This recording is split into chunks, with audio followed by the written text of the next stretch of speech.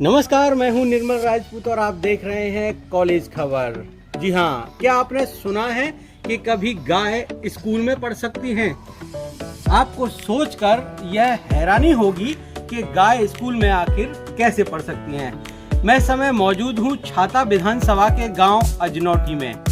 ये मेरे पीछे आप देख रहे हैं, ये पूर्व माध्यमिक विद्यालय अजनौटी विकास खंड क्षेत्र छाता है। भाई, आज मैं आपको उन छात्रों की एक तस्वीर दिखा रहा हूं जो छात्र गायों के साथ में बैठकर शिक्षा ग्रहण करते हैं और शिक्षा ग्रहण करने के साथ साथ यहाँ गाय भैंस भी बंधी हुई हैं और ये गाय भैंस भी बड़े मस्ती में, बड़े आनंद के साथ बच्चों के साथ पढ़ती हैं। यहाँ गाय और भैंसों के साथ साथ बच्चों को पढ़ाने में शिक्षक भी पीछे नहीं है। बड़े आनंद के साथ ये शिक्षक इन्हें पढ़ाते हैं ताकि शिक्षा का जो स्तंभ है, शिक्षा जो ग्रहण करने बच्चे आते हैं, वो कहीं कमज़ोर ना हो जाएं। अब मैं यहाँ के जो शिक्षक हैं उनसे जान लेता हूँ कि ऐसी क्या मजबूरी है जो नीम के पेड़ के नीचे गाय बंधी हुई हैं और गाय बंधी होने के साथ साथ इन बच्चों को पढ़ाने के लिए मजबूर हैं। मेरे साथ में पूर्व माध्यमिक विद्यालय के जो इंचार्ज हैं, मैं उनसे जान लेता हूं कि ऐसी कौन सी परिस्थिति है जो इस तरह से बच्चों को पढ़ाया जा रहा है। बच्चे हालांकि यहाँ 6, 7, 8 कक्षा के हैं और एक नीम के पेड़ के नीचे जो है ये पढ़ रहे हैं। आप देख सकते हैं कि बैग किस तरह से रखे हुए हैं। बच्चे बड़े आनंद के साथ तो पढ़ते हैं, लेकिन सवाल ये है कि शिक्षा प्रणाली पर करोड़ों रुपए खर्च किए जाते हैं उत्तर प्रदेश सरकार के द्वारा। बावजूद उसके ये छात्र एक नीम के पेड़ के नीचे बैठकर पढ़ने को मजबूर हैं। ना लाइट है, ना पानी की व्यवस्था है, ना ही इन बच्चियों के लिए शौचालय की व्यवस्था है। ये तमाचा है उस शिक्षा पर, ये तमाचा है उन शिक्षा के अधिकारियों पर जो इन बच्चों को इस तरह से यहाँ लाकर बिठा दिया है। मेरे साथ में इंचार्ज हैं पूर्व माध्यमिक विद्यालय अजनौटी के। मैं इनसे जान लेता हूँ सर, जिस तरह से बच्चे नीम के पेड़ के नीचे पढ़ रहे हैं, क्या वजह है? वजह ये है कि जो हमारे विद्यालय की मुख्य भवन था वो काफ़ी जर्जर हालत में है। बरसात का मौसम है, कभी भी वो भवन गिर सकता है। तो इसलिए हमारे एबीडी सर ने ये आदेश किया था कि हम कहीं एक सुरक्षित जगह पे बच्चों को पढ़ाएं। तो हमने जब प्राइमरी स्कूल में संपर्क किया, वहाँ मात्र 2 कमरे हैं और 5 कक्षाएँ उनकी खुद की है।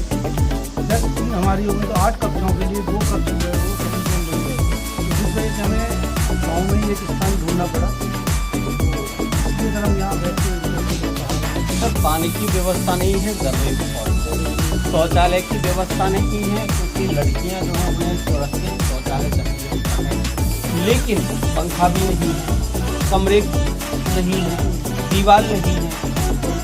गाय भैंस जिस तरह से यहाँ बंधी हुई है, आप जो पढ़ाते हैं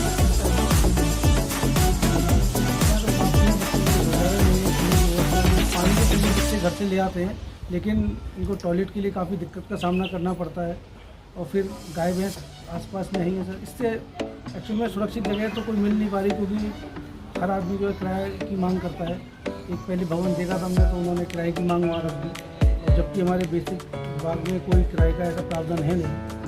इसलिए मजबूरन मैं यहाँ बैठना। यहाँ कौन कौन सी कक्षाएँ चल रही हैं और कितने छात्र हैं? ऐसा टोटल 3 कक्षाएँ 6, 7, 8 और टोटल नामांकित छात्र हैं 37, जिसमें से अमूमन 30-32 छात्र जो है डेली आते हैं। तो यहाँ जो पुराना जो स्कूल है, जो बिल्डिंग है, वो कहाँ बनी हुई है और क्या स्थिति है उसकी? वो सर यहाँ से करीब 200 मीटर पीछे बनी हुई है, जो हम छात्र हैं। उसकी हालत तो काफ़ी जर्जर हो गई है। बगल में पोखर है, पूरी बिल्डिंग एकदम गिलासू हो गई है। वहाँ सांप भी निकलते हैं, 3-4 बार तो हमने भी देखा था। तो वहाँ बैठने की स्थिति नहीं है। बरसात का मौसम है, वो गिर भी सकती है, पूरी दीवारें चिपकी हुई है। क्या अधिकारियों को आपने अवगत नहीं कराया कि जिस तरह से यहाँ बच्चे ये बैठ रहे हैं और बच्चों को काफ़ी दिक्कतों का सामना यहाँ करना पड़ता है? कौन कौन अधिकारियों को आपने लिखित में दिया? सभी जो उच्च अधिकारी हमारे, ADC साहब, DHO साहब, लखनऊ में सचिव हैं, महानिदेशक हैं, सभी को सर लेटर दे सबको दिया हमने। तो हमसे पहले जो प्रधानाध्यापक थे सुनीता मैडम, वो 2016 से लगातार उन्होंने लेटर दिए, शैक्षणिक दिवस में शिकायत की है, पर कोई स्थिति नहीं है। सरकार बहुत दावे करती है और ये जो बैग बांटे गए थे उन पर लिखा हुआ है सर्व शिक्षा अधिकार, यानी कि सबको शिक्षा का अधिकार। ये आप बोर्ड पर भी आप देखेंगे तो यहाँ पर भी सर्व शिक्षा अभियान सब पढ़ें और सब पढ़ें, यानी कि अगर ऐसे बढ़ेगा इंडिया तो कैसे आगे बढ़ेगा। ये बच्चे जिस तरह से चटाइयों पर बैठे हैं, जिस तरह से उस शिक्षा को ग्रहण कर रहे हैं, लगेंगे ये तमाचा है उस शिक्षा के लिए, उन शिक्षा के जो पहरेदार हैं, जो शिक्षा के दावे करते हैं कि हम सर्व शिक्षा अभियान को आगे बढ़ाएंगे, शिक्षा को हाईटेक बनाएंगे। तो कैसे इस तरह से ये जो बच्चे बैठे हैं नीम के पेड़ के नीचे, तो कैसे ये शिक्षा प्रणाली है हाईटेक बनेगी। सर क्या नाम है, कहाँ और किस पद पर कार्यरत है? मैं सर पूर्व माध्यमिक विद्यालय अजनौटी में कार्यरत हूँ। मेरा नाम गोविंद प्रसाद है और हमारी जो है ये दुर्दशा इसलिए है कि हमारा विद्यालय जर्जर होकर किसी भी समय गिर सकता है। गांव वालों ने काफ़ी प्रयास किया कि यहाँ से बच्चे निकालिए, लेकिन हम लोग उस समय हमें पर कोई आदेश नहीं था, इसलिए हम बच्चों को वहाँ से नहीं ला पा रहे। हमारे खंड शिक्षा अधिकारी महोदय जी ने हमें लिखित लेटर दिया कि आप बच्चों को किसी भी जगह सुरक्षित स्थान पर लेके चले जाएं। हमें इससे अच्छा सुरक्षित स्थान कहीं नहीं मिला था। हम लोग यहाँ पे नीम के पेड़ के नीचे गाय भैंस किसी भी स्थिति में हमारे विद्यालय में आज तक ये जो मैंने लिस्ट बनाई है, पीने का पानी नहीं है, पेड़ नहीं है, गेट नहीं है, लेटरिन बाथरूम नहीं है, शौचालय नहीं, बैठने की व्यवस्था नहीं है, बाउंड्री नहीं है, स्कूल पहुँचने का रास्ता नहीं है, खेलने के मैदान नहीं है, फर्श टाइल्स खरंजा फर्नीचर ब्लैक बोर्ड, बिजली नहीं है, स्कूल पर पेंट नहीं है, मेन गेट नहीं है, हाथ धोने के नल नहीं है, कूड़ादान नहीं है, रसोई नल नहीं है, पानी की टंकी नहीं है, इंसीनेटर नहीं है, छत गिरासू है। स्कूल किसी भी स्थिति में मतलब पढ़ाने के योग्य नहीं है।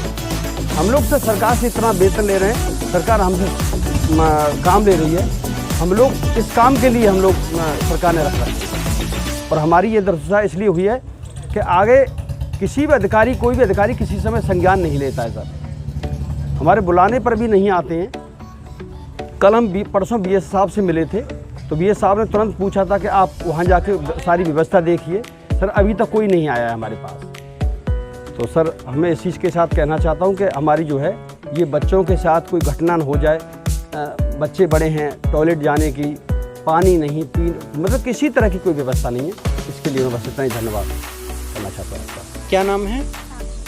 साक्षी कहाँ के रहने वाले हो? ये आप ज़मीन पर बैठकर पढ़ रहे हैं, क्यों पढ़ रहे हैं, क्या वजह है ऐसी?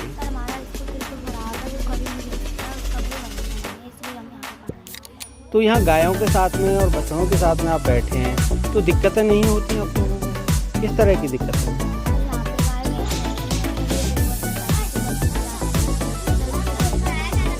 क्या कहना चाहिए?